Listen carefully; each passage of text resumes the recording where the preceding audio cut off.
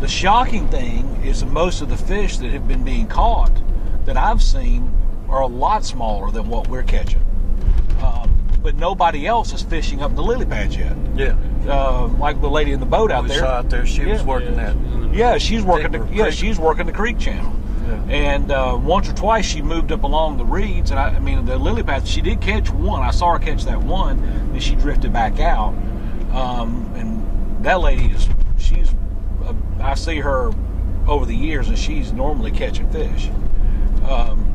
So you think it's about 2 weeks away from really being I do. hot? You know, the dogwood trees, dogwoods blooming are a sign. Typically, the air temperature and the water temperature will kind of reach a point. It's kind of like Augusta National for golf when the azaleas are blooming. Yeah. Well, that's the way that dogwoods are.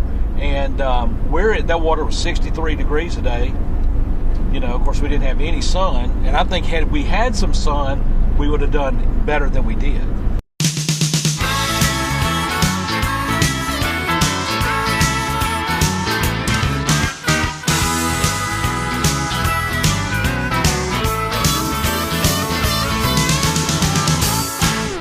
Hey, good morning, man. We're up at Lake Talquin this morning, and what we're doing is we're trying to find the crappie that are kind of scattered throughout these lily pads as they're in the pre-spawn pattern. My son Michael and I found them last Saturday in about 3 to 5 feet of water kind of scattered throughout these pads, and what we're doing is we're working our way through them to see if we can locate them. They'll be schooled up. We've had some pretty rough weather the last 3 days come through, a lot of rain. Better part of 7 inches of rain in this area, and the temperature is about 15 degrees cooler this morning than it has been the last 3 or 4 days. Hopefully it won't have affected them a whole lot. We're fishing with lightweight spinning gear, light line. We're using, a lot of people use cane poles to do this. We use casting, we throw our spinning equipment, but what we're doing is we're taking a minnow and suspending it about 3 to 4 feet under the float. We're trying to hit these holes. When we get over here a little bit, you'll see you got the lily pads will get scattered, then you'll find clumps of them, and we'll try to find them in a hole. Kind of like what's right here in front of Bill, like you can look down and see in these stalks, you know, they'll come and get right in those things. We need to be about 15 feet from them, or what'll happen like Bill just did, and then when you don't realize that there's a stalk under it, then you'll get hung on that stalk. They come off pretty easy off the pad. So we're going to fish through here. We're going to see if we can find some crappie. John needs to eat dinner, so we're really fishing for John's dinner tonight. Look at it. Little tick. There we go.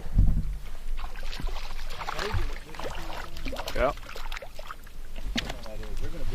They're going to be out front of us right now. The creek channel runs out. You can just get the creek channel runs in such a way it comes right out behind Bill, so they'll come off that creek channel back up into here off this edge. That's beautiful, Bill. All right, what I've got is I have slider float with a bobber stopper, which you typically will use in bass fishing to peg a weight with, a little bead to kind of separate it off of it. Then the float will slide, so even the water is only 2 feet deep, it'll still only go 2 feet deep. I've got a 1/16 of an ounce little lead head on it just to get that, so it has to pull the weight down to get it to the depth. If you watch that, when it drops, that little bobber stopper will fall down to the depth, and that's how you do it.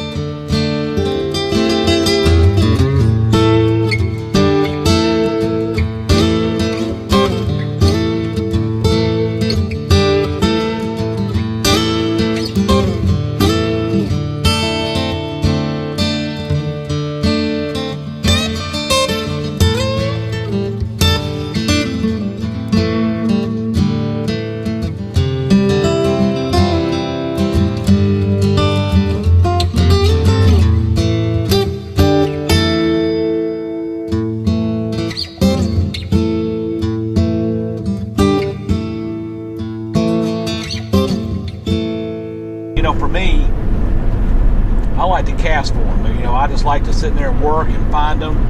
You know, in a week or two, we'll find those the first set of fish we caught. We should have caught 10 or 15, and you know, where you're catching 20, you'll catch 60. Well, if you went out there today to strictly troll, you weren't going to catch them. Nope, you're exactly right. The way they were up there. Absolutely. It's been that way. I mean, it's really been that way that the fish, for us, that's the third week this year that we've caught fish up off the channel or out of the creek bed or out of the river channel. We've caught them in anywhere from 6 to 3 feet of water. So the water certainly this time of year at 63, 64 degrees it's early, especially all the rain we just got. Last week on Saturday, that water was 66 degrees. So that rain's cooled that off. Well, the sun never came out. No, today. it certainly didn't. And I was genuinely concerned that I was going to embarrass myself with Bill. Because all that rain, and we passed Apalachicola River, and I saw how high that water was. And muddy. Muddy. And Talquin was clear for that lake. You know, that lake's fairly turbid water, a little dark water coming out of the river, but that lake, you can see down in that water. Oh, yeah. And I tell you, it's people in Tallahassee, I hope they know what they've got right there. Of course, you go right up the other way to Lake Seminole, which is world renowned for large bass. I'll tell you that not long ago, about 2 weeks ago, Timmy Horton fished. As a matter of fact, I saw it on Winston's show. Timmy Horton fished. He has a show, you know, Timmy Horton Fishing. He fished Seminole and got in a school of 6, 7, and 8 pound bass and just wore them. I mean, he said he never caught that many big bass in one day in his life. There's nothing like it. Nothing like it.